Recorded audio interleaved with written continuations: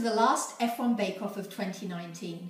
We're in Abu Dhabi, and this week I am going to attempt to make a cake called Basboosa. It's gluten-free because it uses semolina rather than flour, and the recipe I'm using doesn't look too difficult, so hopefully I will get it right and I won't make any mistakes. So for the last time this season, wish me luck and let's get cooking! The first thing you need to do is preheat the oven to 175 degrees centigrade. That's gas mark 3.5 and 155 degrees if you have a fan oven. Into a bowl, add 500 grams of plain yoghurt, 200 grams of caster sugar, 4 eggs, and half a teaspoon of vanilla extract. Then take your whisk and mix them together. Into a jug, add 125 grams of unsalted butter and then put it in the microwave and melt it. Once the butter is melted, just leave it to cool for a little bit, about 5 minutes should be enough. When the butter is cool, add it to your yogurt and egg mixture and then take a whisk and whisk everything in.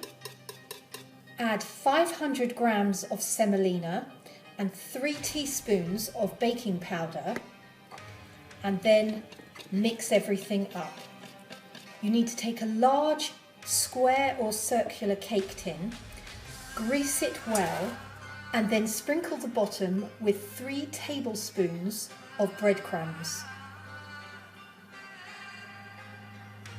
Then pop the cake into the tin. Then pop the cake in your preheated oven for about 45 minutes until golden brown. Now just be careful, depending on the depth and the size of the tin you use, it could take less than 45 minutes. Whilst the cake is cooking, it's time to make the syrup for the top. So into a saucepan, add 400 grams of sugar, 750 millilitres of water.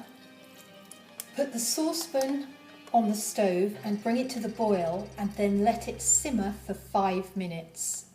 After 5 minutes of cooking, add the juice of 1 lemon and cook for another 2 minutes.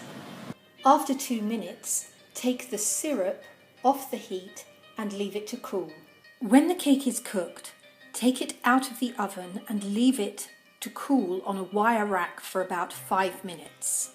After 5 minutes, start adding very slowly the syrup and let it soak into the cake for half an hour.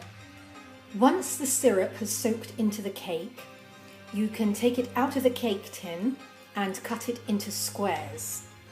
And as you can see, the breadcrumbs on the bottom have soaked up the syrup so you don't get any yuckiness on the bottom of your cake tin. And then just simply eat and enjoy.